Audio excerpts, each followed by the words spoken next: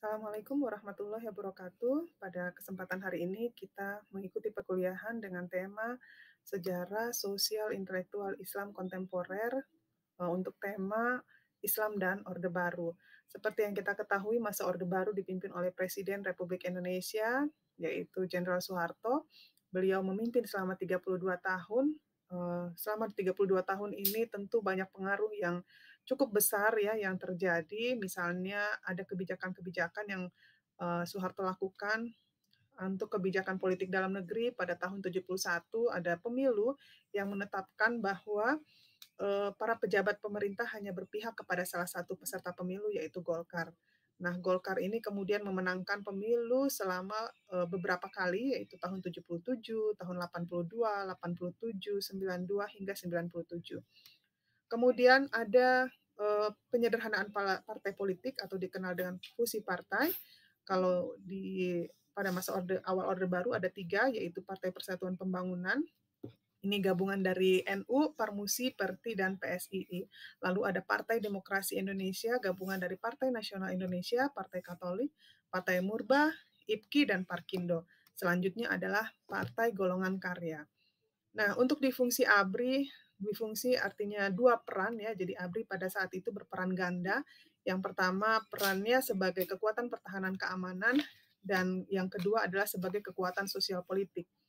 Adapun kekuatan sosial politik ABRI biasanya diarahkan untuk mampu berperan secara aktif dalam pembangunan nasional. Dalam perwakilan di MPR juga ada saat itu dinamakan fraksi ABRI, sehingga kedudukannya pada masa Orde Baru ini sangat dominan. Kemudian pada masa Soeharto juga ada P4 ya.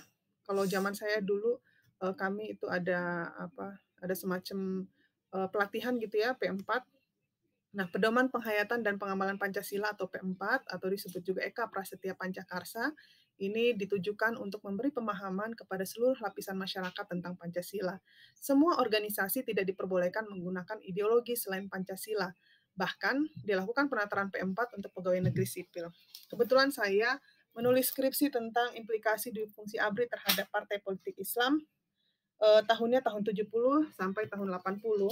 Jadi beberapa kesimpulan skripsi saya ini misalnya menyimpulkan bahwa ABRI itu melalui difungsinya itu seperti partai dominan dalam sistem politik Indonesia, meskipun secara kuantitatif merupakan golongan minoritas, tetapi secara kualitatif ABRI ini bisa mengendalikan kekuatan partai-partai yang ada. ABRI menjadi satu kekuatan sosial politik yang berkuasa di bawah pemerintahan Orde Baru. Bahkan bisa dikatakan menghegemoni. ABRI ada di mana-mana dalam bidang politik, ekonomi, pemerintahan, diplomasi, dari lapis struktur tertinggi sampai struktur yang terendah. Kemudian pada masa awal Orde Baru, suara parpol Islam sebagai mayoritas penduduk Indonesia merupakan satu faktor yang mempengaruhi stabilitas nasional. Karena itu pemerintah selalu berusaha mengendalikan, menjinakkan kekuatan politik Islam agar sesuai dengan pengaturan politik yang ditetapkan pemerintah Orde Baru.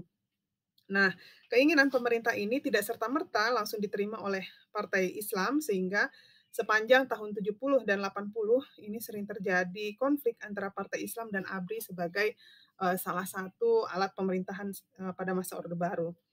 Namun demikian, pada akhir dekade Orde Baru ini ada perbaikan ya hubungan antara partai politik Islam dan ABRI. Ini disebabkan oleh persamaan pandangan mengenai berbagai masalah kebangsaan dan kenegaraan. Kemudian di skripsi yang saya tulis ini skripsi saya tulis tahun 90 tahun 2003, saya lulus tahun 2003.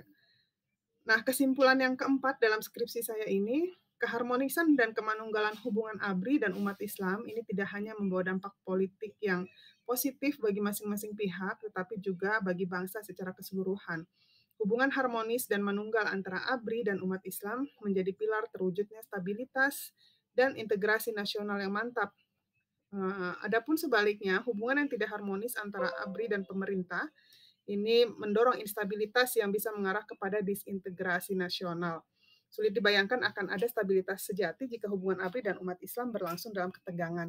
Jadi kalau kalian berminat, tertarik untuk membaca skripsi ini, bisa nanti menghubungi saya. Terima kasih, itu saja perkuliahan kita pada hari ini.